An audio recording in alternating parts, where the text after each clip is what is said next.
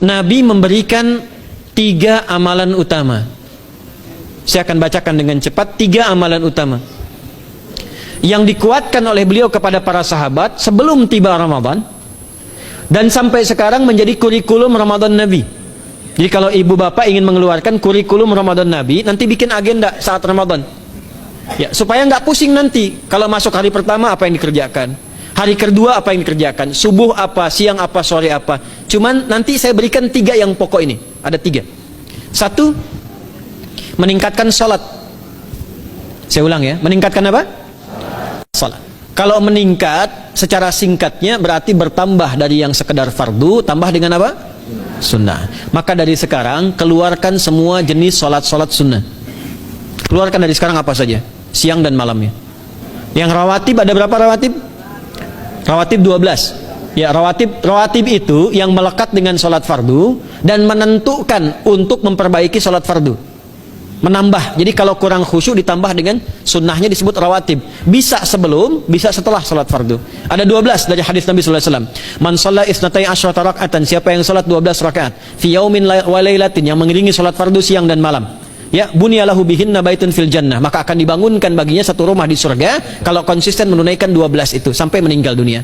Sahabat yang mendengar itu mengatakan kompak semuanya, sejak mendengar hadis itu kami usahakan istiqomah sampai meninggal tidak meninggalkannya. 12 itu 2 sebelum subuh, cepat.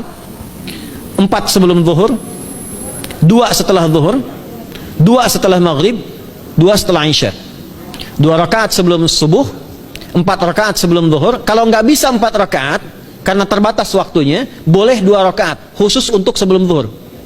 Kalau nggak bisa 4, boleh berapa? 2. Dalilnya hadis Ibnu Umar radhiyallahu taala anhuma. Kata beliau, hafidtu asyra rakaatin, saya hafal 10 rakaat dari Nabi sallallahu alaihi wasallam salat sunnah.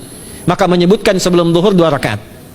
Baik, jadi 12 ya. 2 sebelum subuh, 4 sebelum zuhur, 2 setelah zuhur, 2 setelah maghrib, 2 setelah isya. Ini yang disebut dengan rawatib.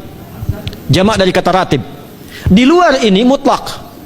Mutlak ini ada yang berdampingan dengan salat fardu, ada yang terpisah. Contoh yang berdampingan, 4 rakaat sebelum asar. 4 rakaat ini bukan disebut rawatib, tapi salat mutlak. Cuma waktunya berdampingan dengan salat fardu. Jadi dia nggak memengaruhi salat fardu, cuma punya keutamaan sendiri. Apa keutamaannya? Hadis Ibnu Umar radhiyallahu taala anhuma, ketika beliau menyampaikan qala Nabi sallallahu alaihi wasallam, rahimallahu ra'an shalla qabla al-asri arba'an.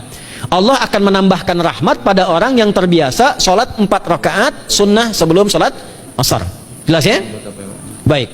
Kemudian apalagi setelah itu? Salat di antara 2 adzan dan 2 adzan ini, adzan dan iqamah. Ya, di antara adzan dan iqamah. Tahiyatul masjid. Apalagi misalnya salat duha.